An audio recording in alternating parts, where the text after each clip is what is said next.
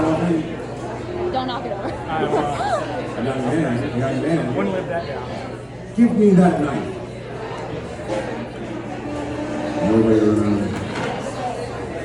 Okay, so our entertainment for tonight is one of Chandler's very dear old friends, all the way back from kindergarten. He's going to share some memories with us, Mr. Ross Waters. How are y'all doing tonight? Let's give it up for May and Chandler for having us all out here in California. Alrighty, so Chandler, it's been 11 damn years. It took this long. We've been waiting for so long. You know, Peter and I had a bet, Peter and I, that May would propose first. She was just tired of you waiting around for days. So, Chandler, thank you for actually getting on one knee and committed and put us out together. It's beautiful, and I'm so happy to see where this goes. So now we're done with the speech. May, I bet you're gonna cry, so just buckle up. So I've been friends with Chandler since kindergarten, which makes me his longest friend, actually. Well, Albert is 6'5", so he's technically his longest friend, but I digress. I've known Chandler for 22 years, and for the past 11, May has been the biggest constant in his life. May, you've known Chandler longer than Game of Thrones has been on TV, and that's an accomplishment. And also that means that I've had the pleasure of knowing you and being your friend for the past 11 years too. From homecoming to prom, to going to school together in Boston, which is so cool. Like, you must have loved Chandler a lot to go there for 4 years and deal with the blizzards of Boston. Like, hats off to you. And then to LA. It's been great to see you guys progress through all of this. And Chandler having May is his one constant through all those chapters. It's been awesome to see. A few years ago, we did a road trip across the country and went camping in Colorado.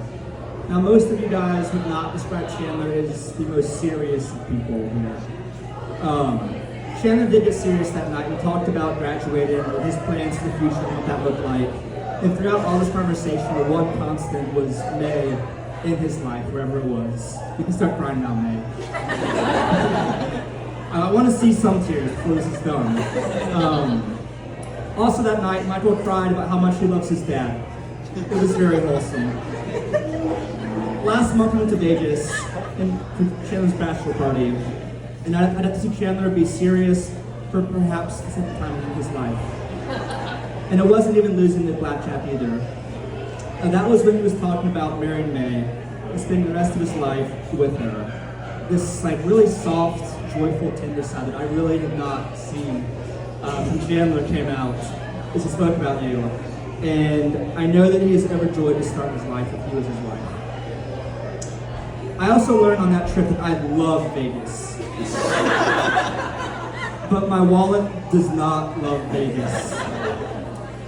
Sometimes love is having a constant in life, having a May by your side, having Chandler to go through life's ups and downs with this roller coaster of life. Also, Chandler, I'm betting the over on you crying and shedding at least 2 tears tomorrow when May walks down the aisle, and I need to make back my Vegas losings, so don't blow it, okay?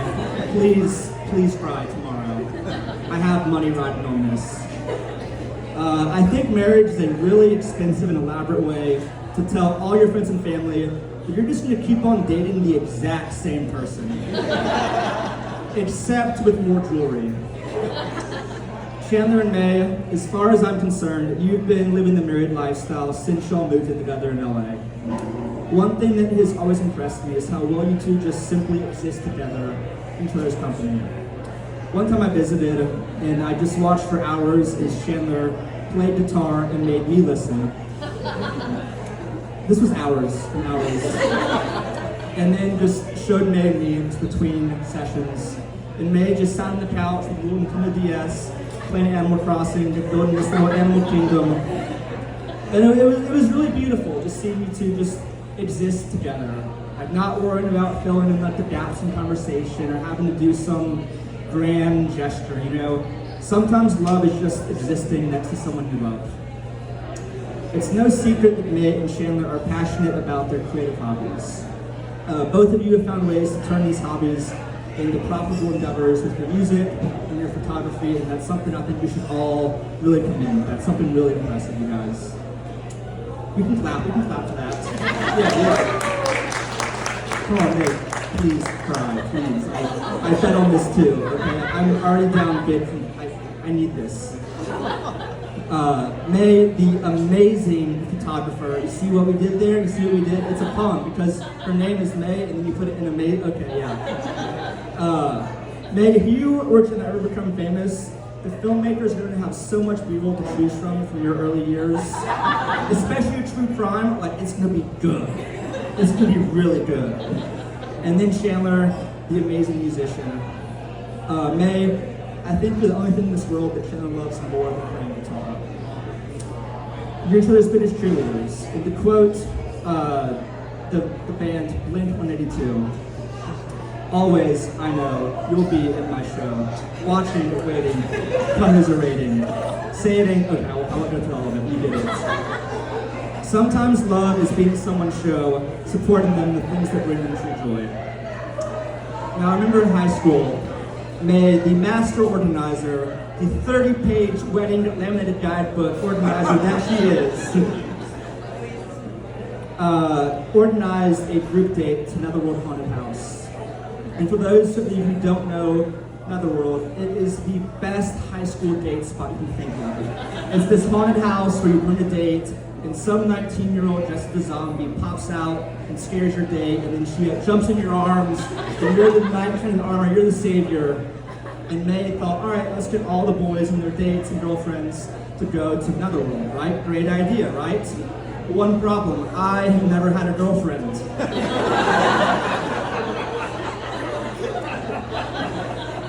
But May, being the master planner that she is, was 2 steps ahead of me. And she brought not one, but 2 dates for me to double my odds of getting a date. I remember one of the girls she brought was beautiful, looked like Princess Diana before the crash. That one divided the room, okay? Not everyone liked that one, all right? That wasn't the tape, and I took it. That was my only, bad, okay, we're going on. So May brought 2 dates to double my odds of finding a date. These 2 girls coupled up.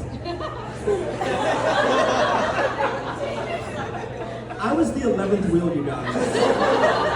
I took lead in this group of couples being lovey-dovey as every single monster scared me first. They got second-hand fright. They're like, oh, well, that's right. Okay, we're fine. It's not fun. It was worse than listening to Chandler's thrash metal band, Skullpaka, on a 10-hour car ride across country.